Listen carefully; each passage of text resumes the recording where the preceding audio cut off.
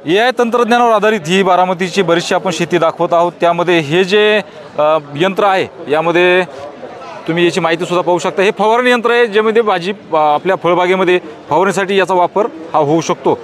तर त्याची सगळी काय अधिकची माहिती आपण ताईंकडून घेऊ। नमस्कार सर, ते स्प्रेयरचं मशीन आहे। MPKV राहुरीने डेव्हलप केलेली मशीन आहे। त्या टँकची कॅपॅसिटी 60 लिटर आहे। 60 ते 70 लिटर। 60 लिटर हां, आणि एका एकरात 1 किलोमीटर ते अंतर पार करू शकतो।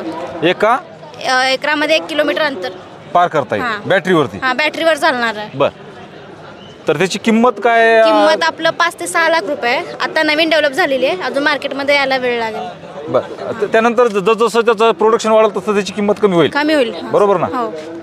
एकरला किती वगैरे पाणी वगैरे लागायचं? ते 60 लिटरची कॅपॅसिटी आहे त्याची। हां, 60 लिटर पाणी एका याच्यामध्ये फवारता येते। हां, म्हणजे फार बारीक ड्रॉपलेट करून फवारता। स्पीड किती काय कशी राहते? आता आपण त्याचं झाडांच्या हाईटनुसार त्याची ॲडजस्टमेंट करू शकतो नॉझलची। बरं बरं बरं, नक्कीच।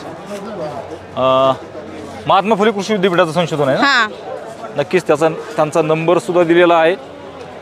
साहजिकच AI तंत्रज्ञान सध्या खर्चिक आहे, ते आपल्या साधारण खिशाला परवडणारं नाही आहे, पण याचा वापर भविष्यामध्ये नक्कीच बरेच शेतकरी करतील अशी अपेक्षा आहे। कारण की अडचणीमध्ये झालेली वाढ आपण नेहमी पाहतोय आणि या ठिकाणी पाठीमागं जी मशीन दिसती त्याचा फायदा नक्की शेतकऱ्याला भविष्यात येईल असा अंदाज आहे। तर सध्या थांबतो।